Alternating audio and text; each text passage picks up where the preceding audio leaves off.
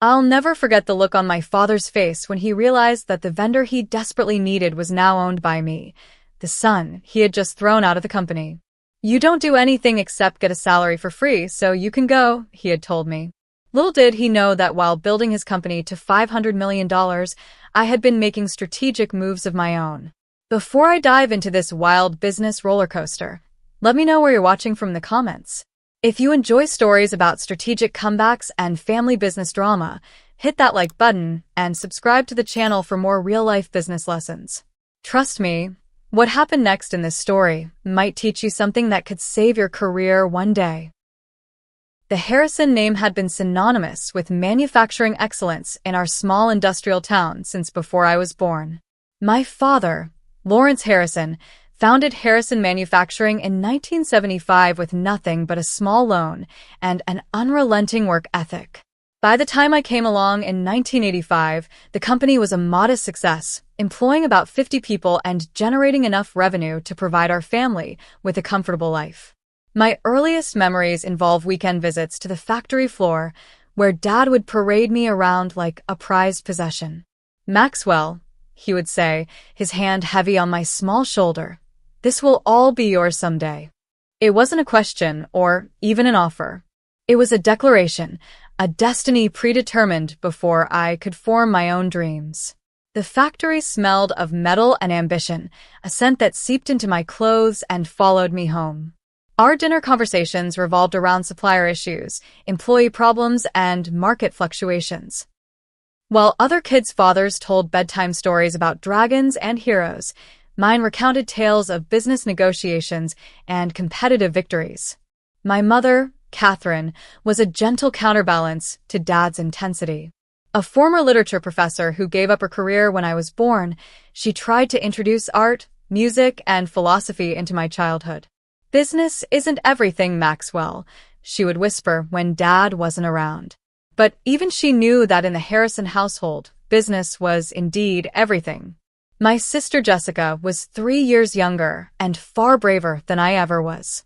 When she announced at 16 that she wanted to become a doctor instead of joining the family business, the ensuing argument shook the foundation of our home. Dad didn't speak to her for weeks. I still remember her tears and determination, a combination that eventually won her freedom but created a permanent rift in the family. I took the path of least resistance. I excelled in math and economics in high school, then attended my father's alma mater for a business degree. Every summer, I interned at Harrison Manufacturing, learning the operations from shipping to accounting. Dad never praised my work directly, but I occasionally caught glimpses of pride when he thought I wasn't looking. By my senior year of college, I had developed my own vision for Harrison Manufacturing. The company was stuck in the past, producing the same industrial components it had for decades, while more innovative competitors were gaining market share. Our technology was outdated, our marketing non-existent, and our management structure a relic of the 1970s. The company was worth perhaps $10 million on paper, but its potential was being squandered. When I tried to discuss modernization with Dad during holiday breaks, he would dismiss my ideas as textbook nonsense. "Real business happens on the factory floor, not in classrooms," he would say, pouring himself another scotch. "When you've worked as many years as I have, then you can suggest changes." What Dad failed to realize was that the business world had evolved dramatically since he founded the company. Global supply chains, digital technology, and modern management practices had transformed manufacturing. Harrison Manufacturing was a dinosaur, and dinosaurs didn't fare well in changing environments. I graduated with honors and a comprehensive business plan for transforming Harrison Manufacturing hidden in my laptop. Dad hadn't asked to see it, and I hadn't offered. But as I prepared to join the company full-time, I knew that the plan would either save the family legacy or destroy my relationship with my father. Possibly both. When I walked through the factory doors on my first official day, I wasn't Maxwell Harrison, the son of the founder. I was just Maxwell, the new college graduate with something to prove. And prove it I would, though not in the way anyone, least of all my father, expected. My first day at Harrison Manufacturing set the tone for the next several years. Dad called an all-hands meeting and introduced me not as his son but as our newest employee who will be starting at the bottom like everyone else. The embarrassment was precisely the point. No special treatment, he announced, looking directly at me. The Harrison name doesn't guarantee success here. The employees, many of whom had known me since I was a child, averted their eyes. Some looked sympathetic, others curious to see if I would survive my father's trial by fire. I straightened my tie and nodded respectfully, determined not to show weakness. For the next 6 months, I rotated through every department. I packed boxes in shipping, operated machinery on the factory floor, entered data in accounting, and cold-called potential clients in sales.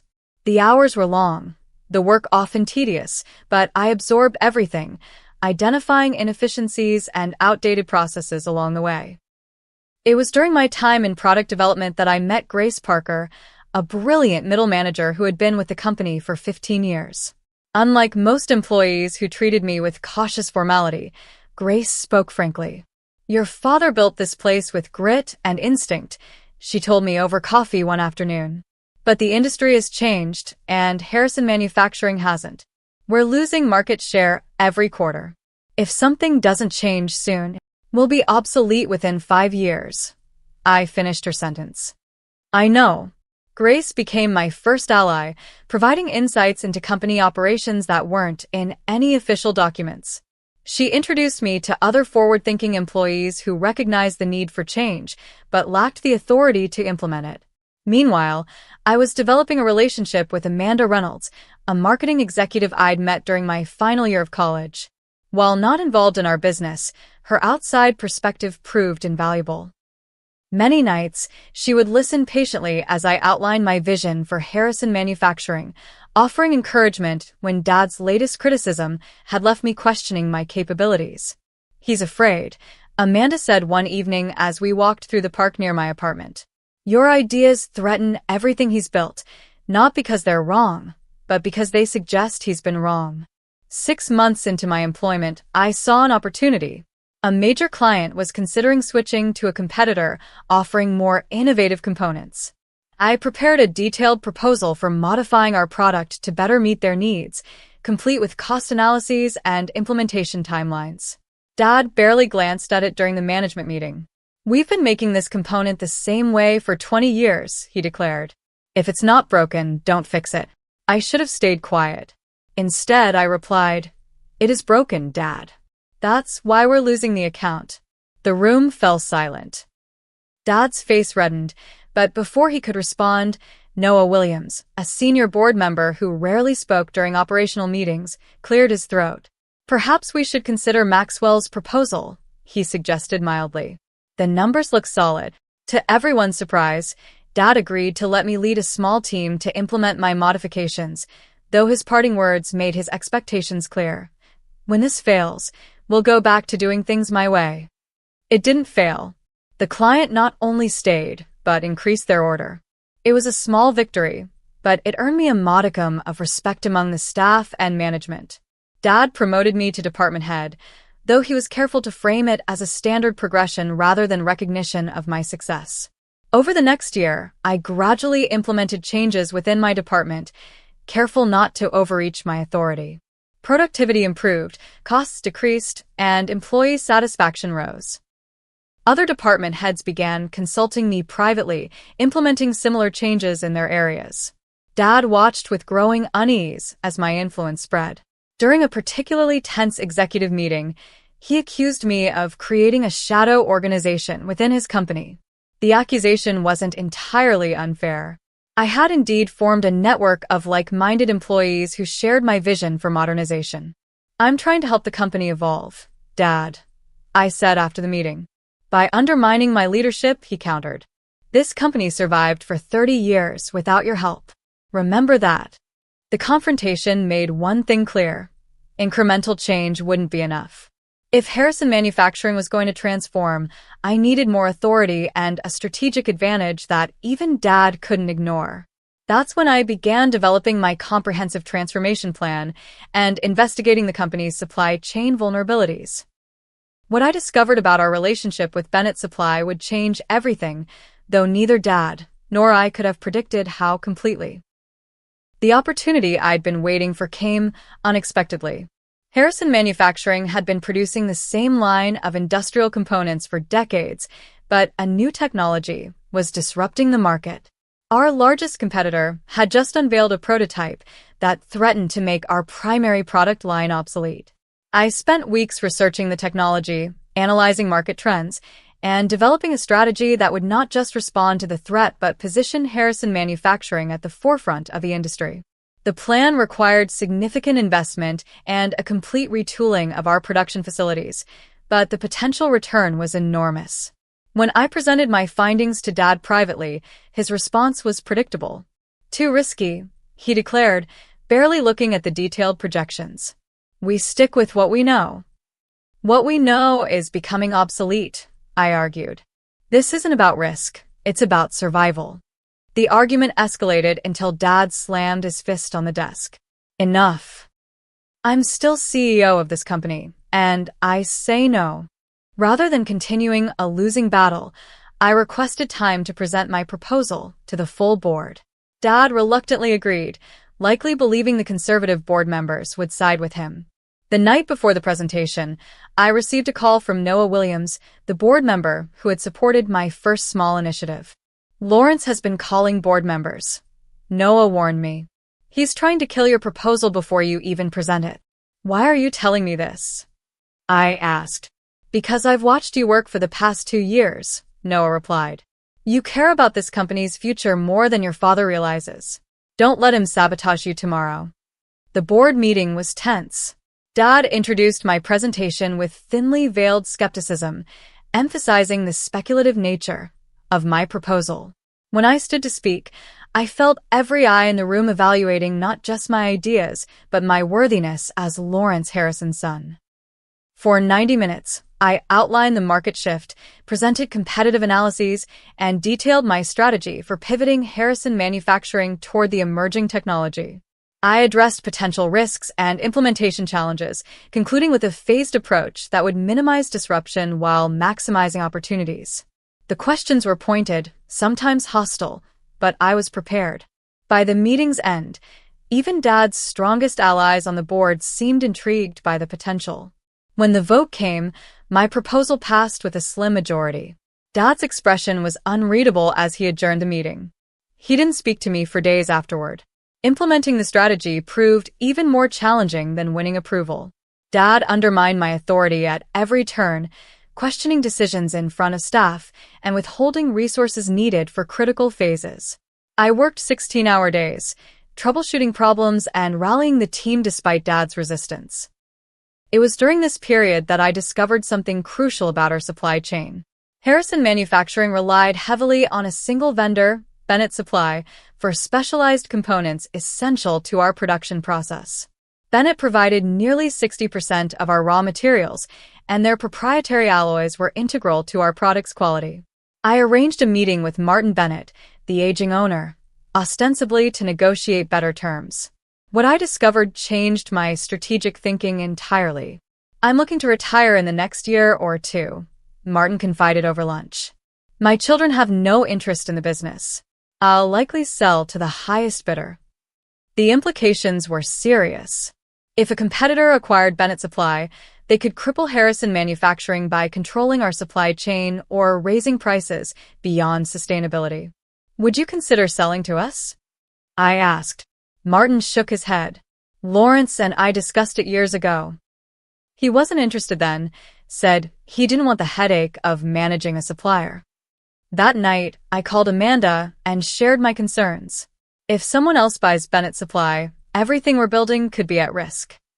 "So, why don't you buy it?" she suggested simply. The idea seemed absurd initially. I had savings from my salary and a small inheritance from my grandfather, but nowhere near enough to purchase a company like Bennett Supply. Yet the more I considered it, the more strategic it seemed. I approached several banks with a business plan for acquiring Bennett Supply as a private investment. With my credentials and Bennett's stable financial history, I secured financing for 70% of the purchase price, using my personal assets as collateral for the down payment. To maintain secrecy, I established a holding company, MSH Ventures, named after my initials. Over the next 3 months, I negotiated terms with Martin while continuing to implement my transformation strategy at Harrison Manufacturing. The day I signed the preliminary purchase agreement for Bennett Supply was also the day Harrison Manufacturing won its first major contract under my new strategy.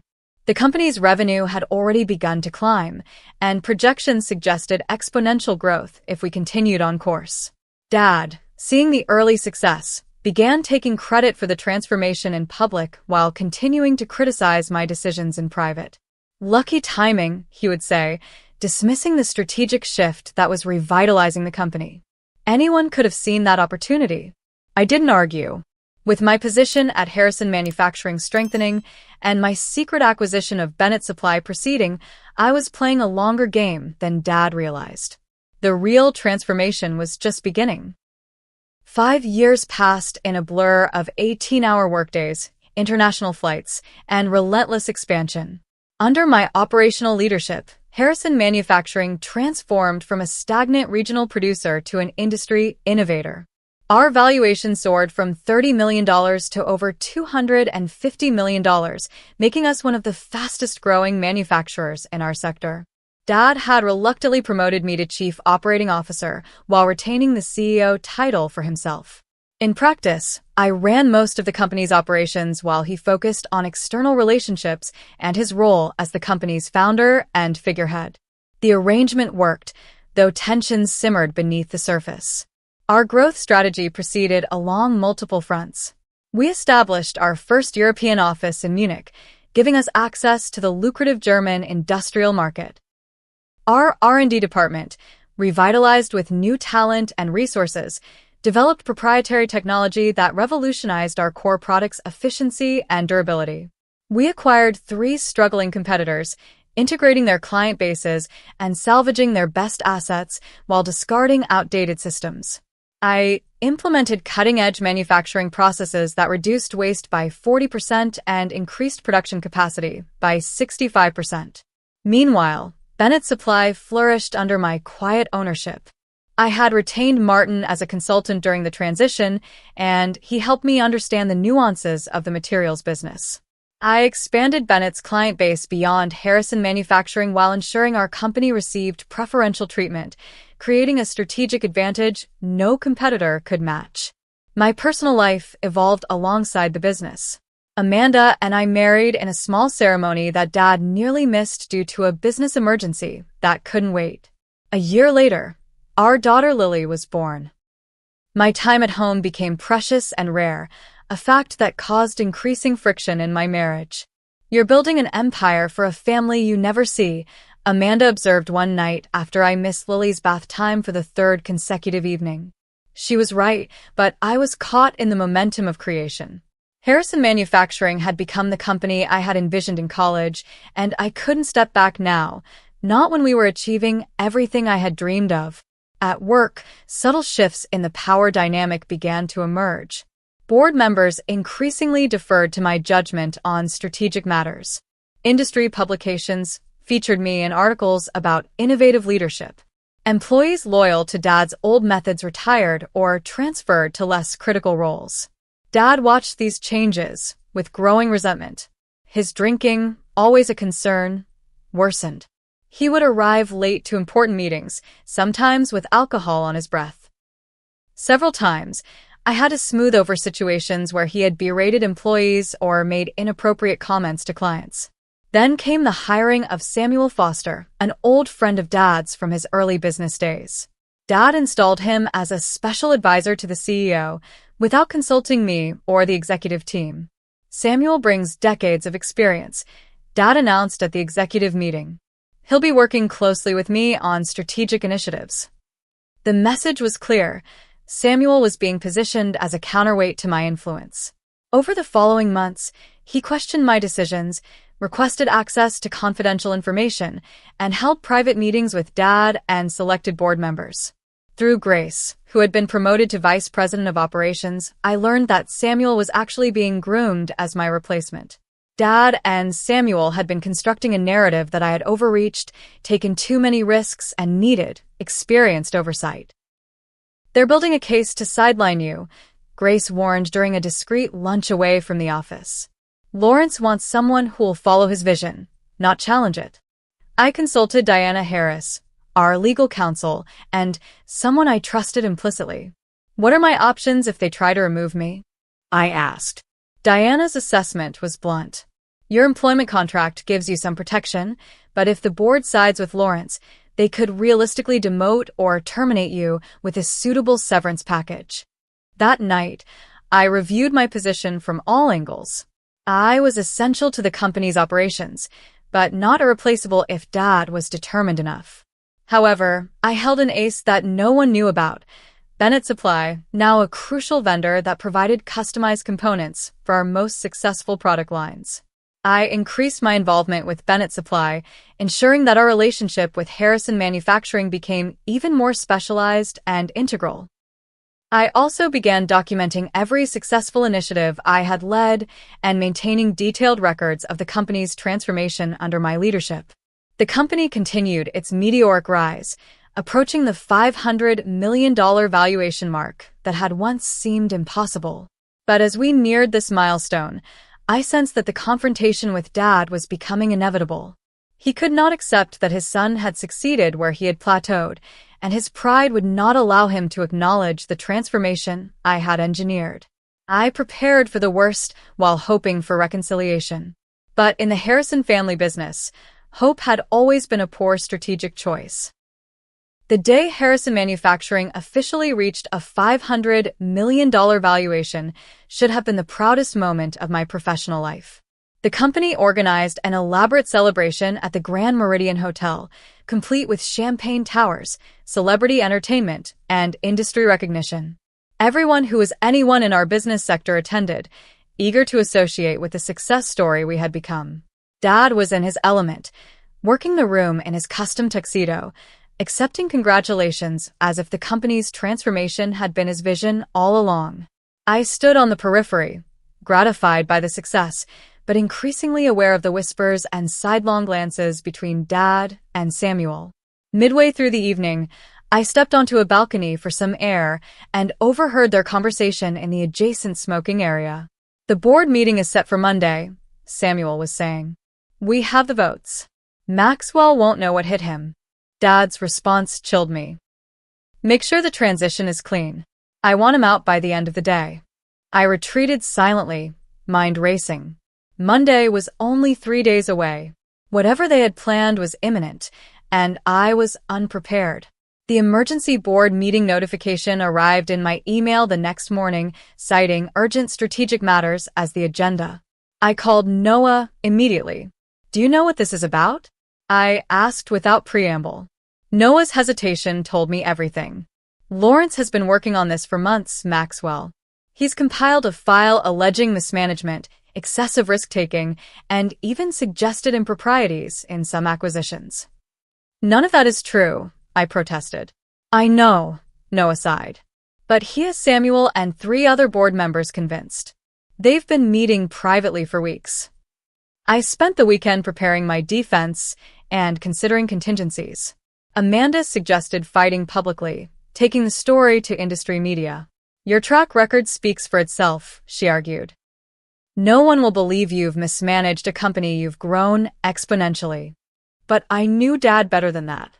He wouldn't have called the meeting without ensuring his victory. This wasn't about facts or performance. It was about control and his inability to accept that his son had succeeded beyond his achievements. Monday morning arrived with a sense of inevitable confrontation. The boardroom was unusually full. In addition to the regular members, Samuel sat beside Dad, a thick folder in front of him. Diana Harris, our legal counsel, looked uncomfortable, avoiding my gaze when I entered. Dad called the meeting to order with practiced authority. We're here to address serious concerns about the company's current management direction, he began, his voice steady. Samuel has prepared a comprehensive analysis that requires immediate board action. For the next 40 minutes, Samuel presented a distorted version of my 5-year leadership. Using selectively chosen data and out-of-context decisions, he painted a picture of reckless expansion, unnecessary risk, and questionable judgment. The acquisition of our competitors was framed as overpriced and impulsive. The European expansion was characterized as premature and draining resources. Most disturbing was the implication that I had somehow personally benefited from certain vendor relationships, with vague references to preferential treatment and undisclosed arrangements. The insinuation was clear. I had compromised the company for personal gain. When Samuel finished, several board members appeared genuinely concerned. Dad thanked him for his thorough investigation and turned to me with a practiced look of regret. Maxwell, these findings are deeply troubling. Before the board votes on the appropriate action, would you like to respond? The trap was perfectly set. A detailed defense would seem desperate. Righteous indignation would appear guilty. I needed to remain calm and strategic. The company's performance speaks for itself, I began. A $500 million valuation doesn't result from mismanagement. Every decision questioned in this presentation was approved by this board, including you, Dad. I addressed the specific allegations concisely, highlighting the actual returns on the acquisitions and the European market's growing contribution to our bottom line. When I reached the insinuations about vendor relationships, I paused. As for the suggestion of impropriety with vendors, that's not only false, but potentially defamatory. I've always acted in the company's best interests, as our results clearly demonstrate. Noah and two other board members nodded in agreement, but the majority seemed unmoved. Dad had done his work well. The board needs to vote on a motion, Dad announced, not acknowledging my defense. Given the serious nature of these findings, I propose that Maxwell be removed from his position as COO effective immediately, with appropriate severance as outlined in his contract. The betrayal, though expected, still stung. This was my father, the man who had once promised me the company would be mine someday, now publicly discarding me based on manufactured concerns. Noah attempted to delay the vote, suggesting an independent investigation, but was overruled. When the votes were tallied, the result was 7-4 in favor of termination. I was out. Dad delivered the final blow with cold precision. "You don't do anything except get a salary for free, so you can go," he said, loud enough for everyone to hear. "The company will be better off with experienced leadership." I looked at him calmly, seeing not the business titan he imagined himself to be, but a frightened man unable to accept change or acknowledge his son's achievements. "No problem, Dad," I replied, gathering my papers. "You'll be fine." Security was waiting outside the boardroom, ready to escort me from the building. I was allowed 30 minutes to collect personal items from my office under supervision, a humiliating end to 5 years of transformative leadership. As I packed my belongings, Grace slipped into my office briefly. "This is wrong," she whispered, discreetly passing me a flash drive. "Key documents and contacts. You might need them." Outside the building, rain beginning to fall, I called Amanda. "It's done," I said simply. "What now?" she asked, her voice steady despite the circumstances. I looked back at the Harrison manufacturing headquarters, the company I had rebuilt now close to me. "Now we wait," I replied. "Dad just made the biggest mistake of his career, but he doesn't know it yet." That evening, my mother called in tears, saying she had known nothing of Dad's plan. Jessica, surprisingly, had confronted Dad at home, resulting in another family rift.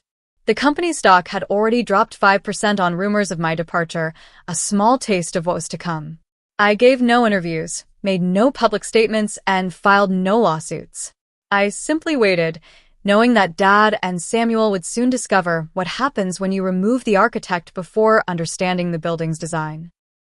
For 2 weeks following my termination, I maintained complete silence. No industry contacts could reach me.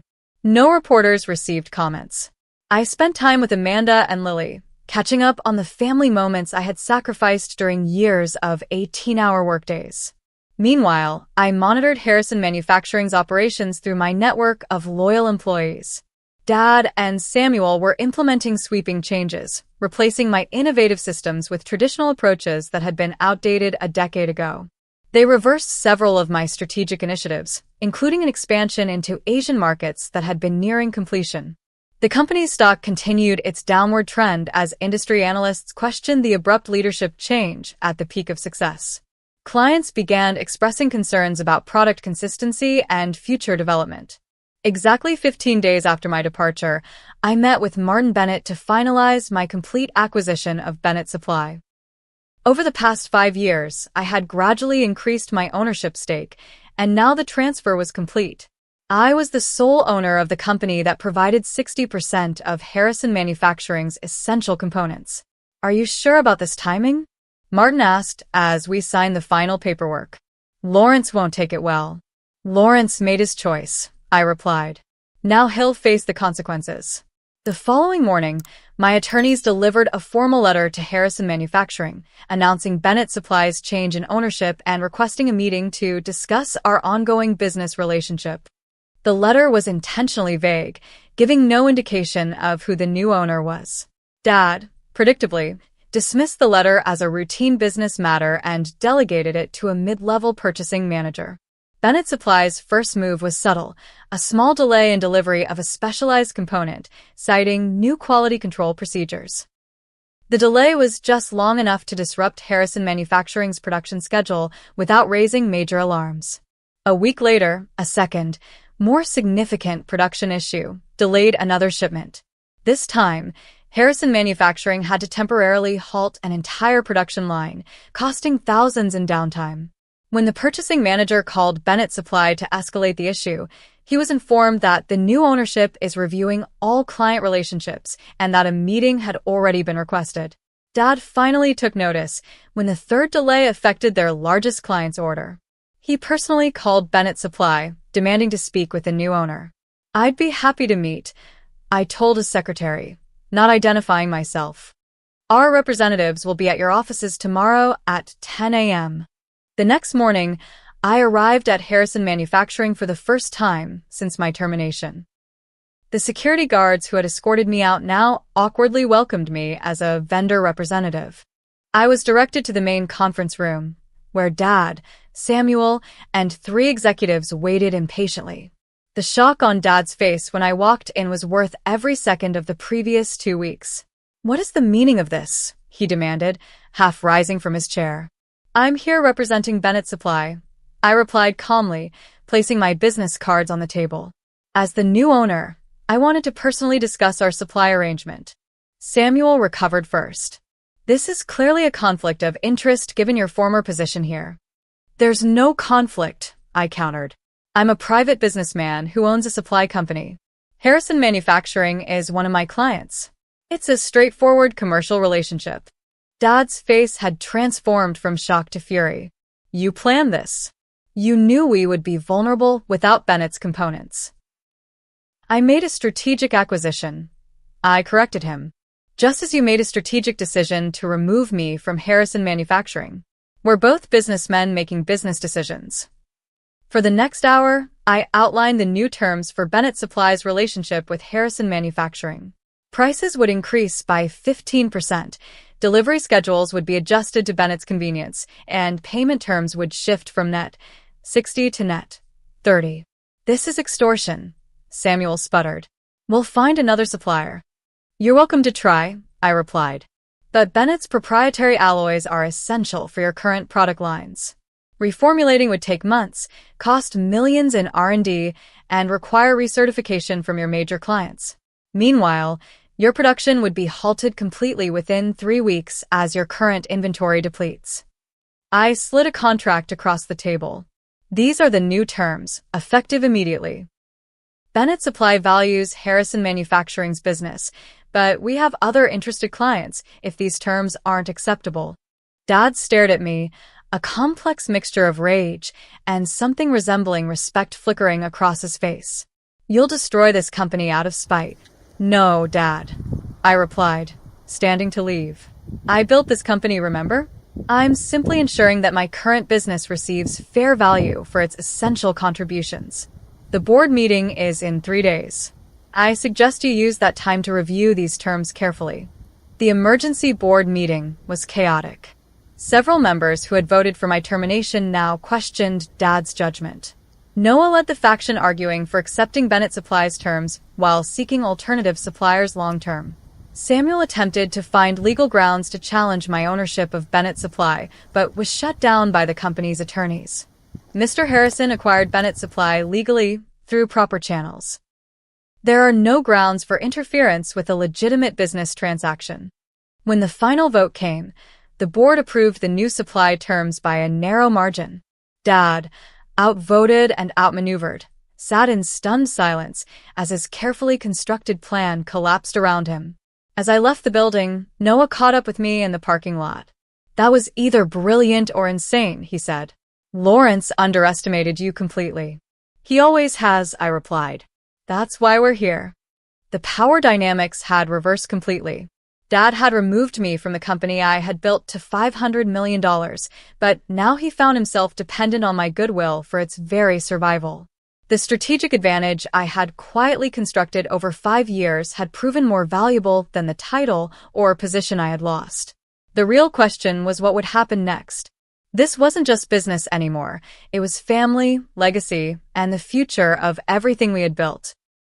The 6 months following my strategic revelation were transformative for Harrison Manufacturing and our family. Bennett Supply's new pricing structure cut deeply into the company's profit margins. The stock price stabilized but remained well below its peak. Major clients, sensing instability, began exploring relationships with competitors. Dad aged visibly under the strain. His hair, already gray, seemed to whiten overnight. Samuel's influence diminished as board members questioned the wisdom of the coup that had precipitated the crisis. Several executives who had aligned with Dad began discreetly sending their resumes to competitors. I focused on expanding Bennett Supply, acquiring 2 smaller materials companies, and developing new proprietary alloys. I maintained professional business relations with Harrison Manufacturing, never missing a delivery or changing terms without proper notice. This wasn't about revenge. It was about demonstrating the consequences of Dad's actions.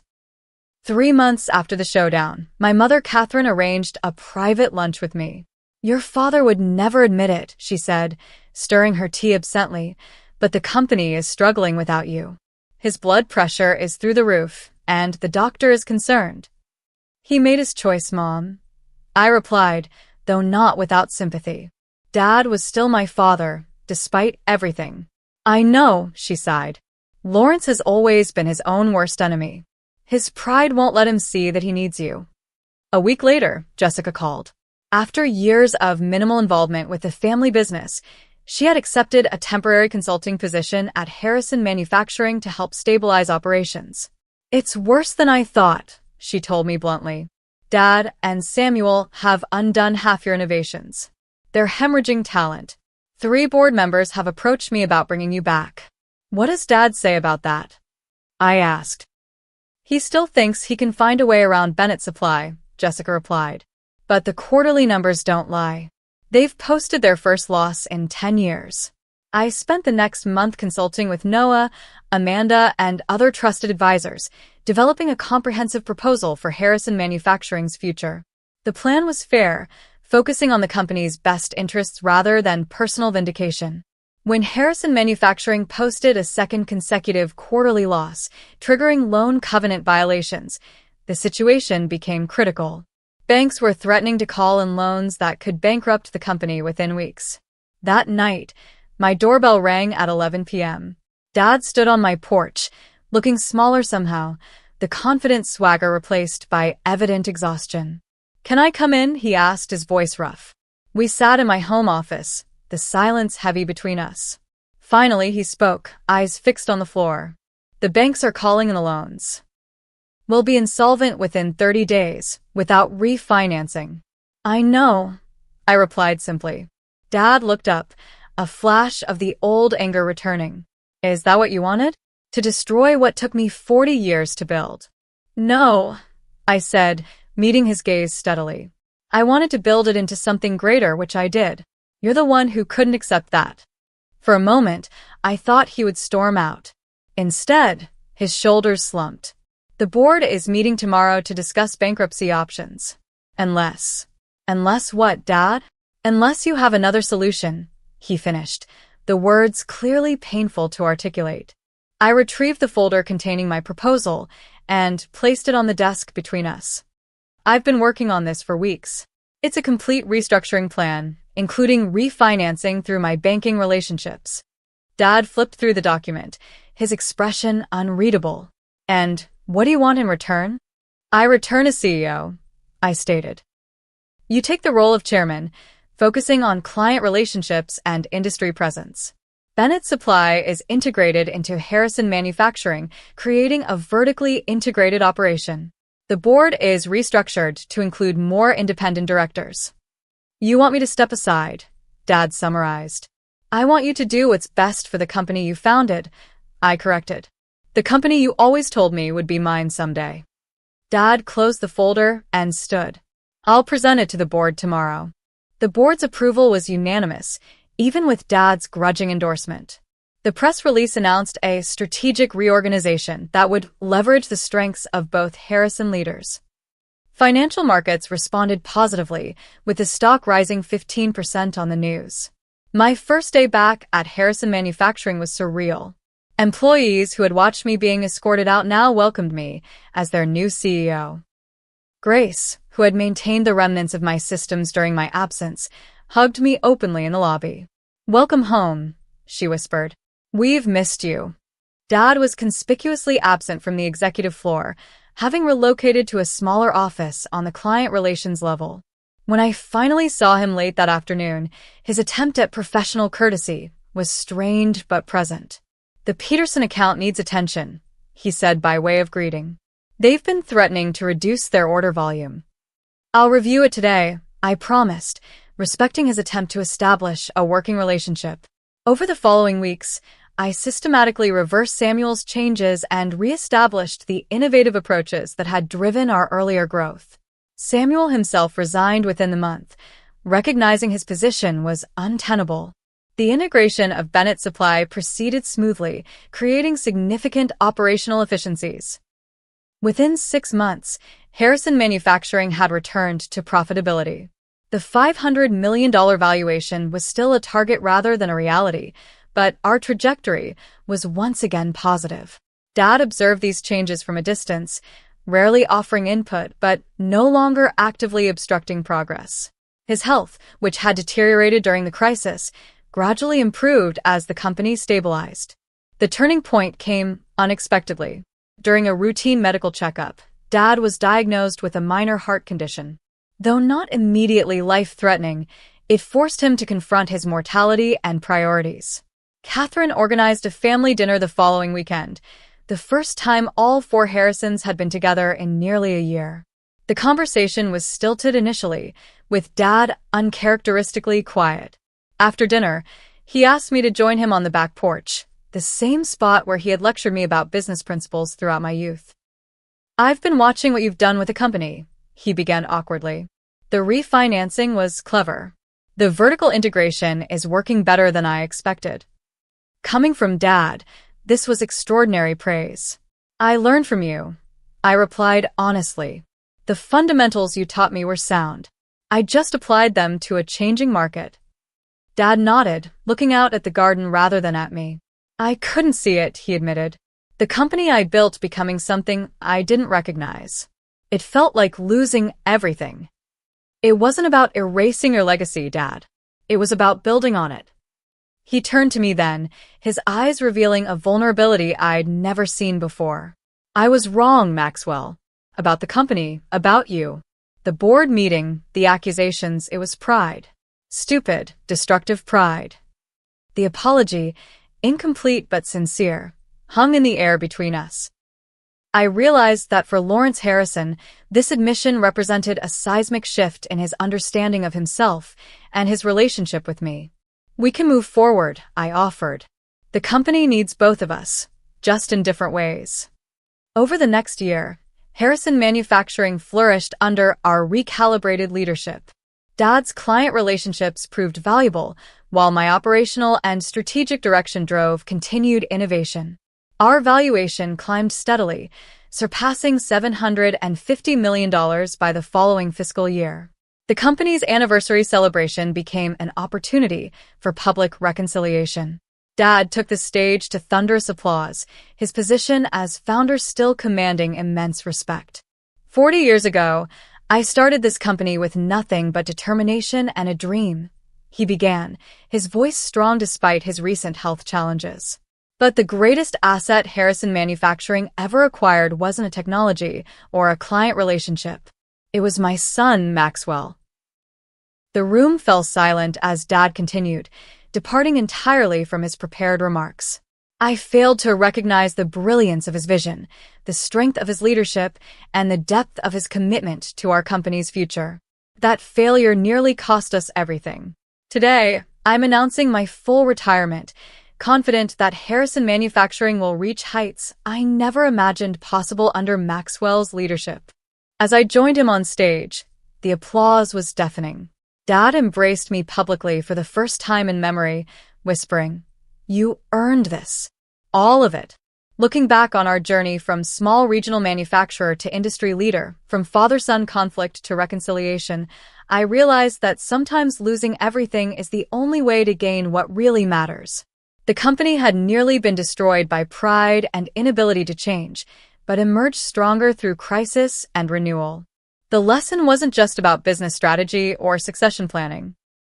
It was about recognizing that legacy isn't about preserving the past unchanged, but about building foundations strong enough to support futures we might not have imagined. What's your experience with family businesses? Have you faced similar challenges with transition and change? Leave your thoughts in the comments below. If this story resonated with you, please like, subscribe, and share with others who might be navigating complex family business dynamics. Thank you for joining me on this journey of growth and reconciliation. And remember that sometimes the most difficult conversations lead to the most meaningful transformations.